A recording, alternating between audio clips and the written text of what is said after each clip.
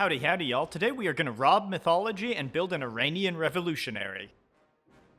Today's tale is of conflict between the evil, child-brain-eating serpent king named Zahak and the virtuous blacksmith Kaveh. The story was codified in the Iranian epic the Shahnameh, or Book of Kings, as written down by the poet Ferdowsi between 977 and 1010 CE.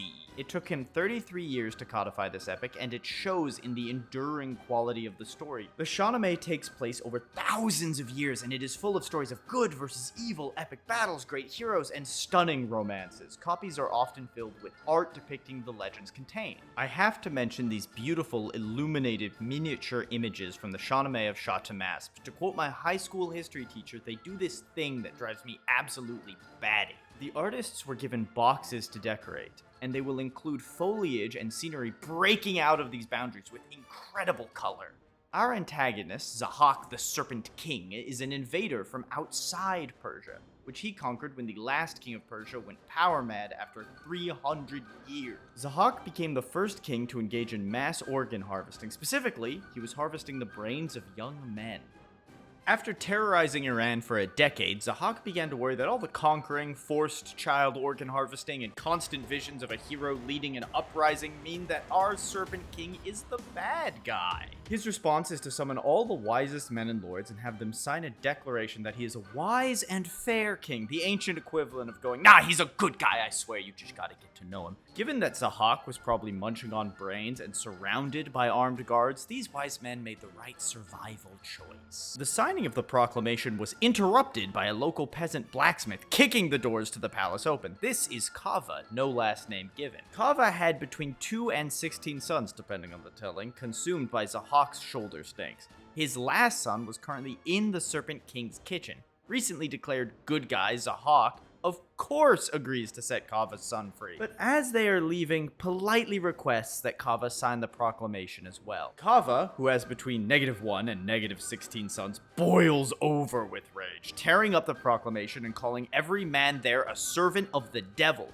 He storms into the center of the city, where he raises his apron atop a great spear to demand the people rise up and find the true king. A whole army of peasant rebels charges out of the city with him, much to the chagrin of Zahak, whose advisors are asking him uncomfortable questions like, why didn't he have Kaveh cut in half, like the old king of Persia? 900 years after this story is written, in 1920 CE, the short-lived Iranian Socialist Soviet Republic will use Kaveh waving a communist flag as their emblem, as well as on their stamps, which I think is neat.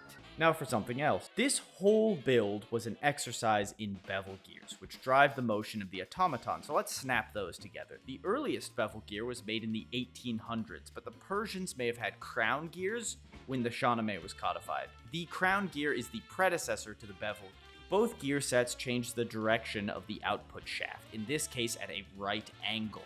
Apparently, the equations for crown gears are way more complex, which seems difficult to believe given they were made of wood without any advanced manufacturing. However, crown gears were used by the same people who came up with the most convoluted star charts in the world, so it tracked. The base was inspired by Persian and later Islamic awans, which are a rectangular vaulted hall with their fourth wall open to space. I wanted to put domes on the sides because Persian domes use these triangular supports called a squinch that creates this beautiful octagonal geometry underneath, and octagons are second only to hexagons. And also I had to learn it was called a squinch, and you all need to know this is a squinch, but I had to axe the squinches. Instead, I chose this massive Iwan, built by the Sassanid Persian Empire between the 3rd and 6th century CE. The Tak Khosra, or Iwan of Khosrow, was constructed in Ctesiphon, where it mostly stands to this day. It even inspired the architecture of the National Museum of Iran. The flag will bounce up and down off 2 rockers that will translate the rotational motion into mostly linear motion, with a slight rock back and forth as it lifts.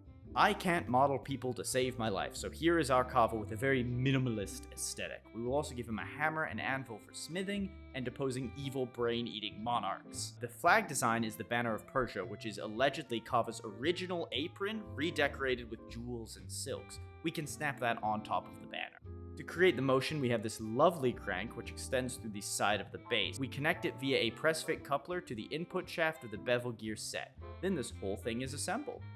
Thanks for watching. As always, Eisen Co. is supported by a wonderful group of engineers, designers, musicians, artists, writers, and story enthusiasts who help me create cool stuff. If you want to dive into the beautiful poetry and epic imagery of the Shahnameh, I highly recommend the illustrated copy by Hamid Romanian and Ahmed Sadri. It rips! There are also translations from Penguin Classics that do a good job of telling the story, but it is very text heavy. Have a fantastic day, everyone.